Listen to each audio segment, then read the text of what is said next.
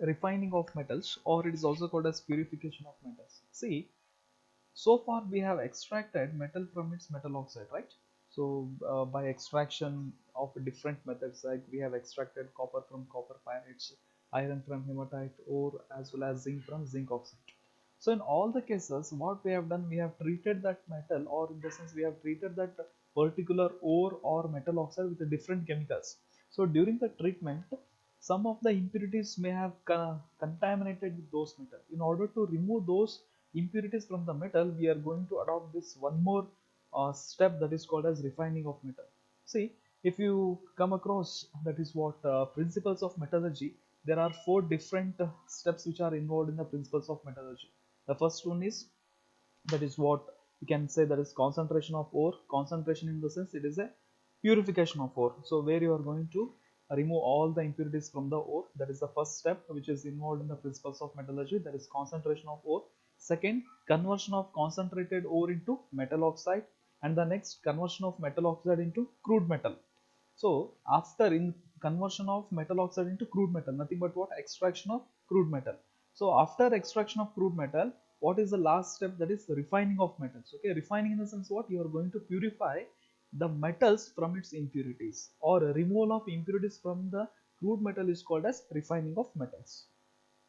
See here, that is refining of metals. We have a definition: the process of removal of impurities from the crude metal is called as refining. Different methods are involved in the refining of metals. The first one is distillation. So this is a distillation process. You can adopt this method for the refining of metals. And the second, we have liquefaction. Third, electrolytic refining. Fourth, zone refining. And fifth, vapor phase refining. And the last one is what, chromatographic method.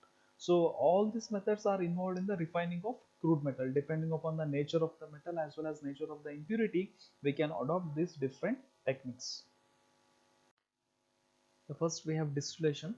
It is based on the differences in the boiling point of metal and impurities. So here, the metals which are having a non-volatile impurities with higher boiling point, whereas the metal with low boiling point are employed in this technique. In the sense, see, that is crude metal will be there, so that crude metal having less boiling point, whereas the impurities with high boiling point are employed in this technique. Examples we have, that is cadmium, zinc and mercury. So these are the metals which are purified by distillation process. And the second one, we have liquefaction. So this method is based on the principle that differences in the melting point of metal and impurities. During this process, the crude metal containing impurities is taken over the sloping earth of the furnace. Sloping earth of the furnace in the sense it may be a reverberative furnace. Sloping earth in the sense the slope will be there. Over the slope we need to take that crude metal containing impurity. Slowly the earth is heated. Okay, when you increase the temperature of particular earth, no, so what happens, whatever the impurities are there, so those impurities possess high melting point, so therefore they will remain on the sloping earth of the furnace, whereas the metal with low melting point, they will easily melt off and it will be collected in the receiver.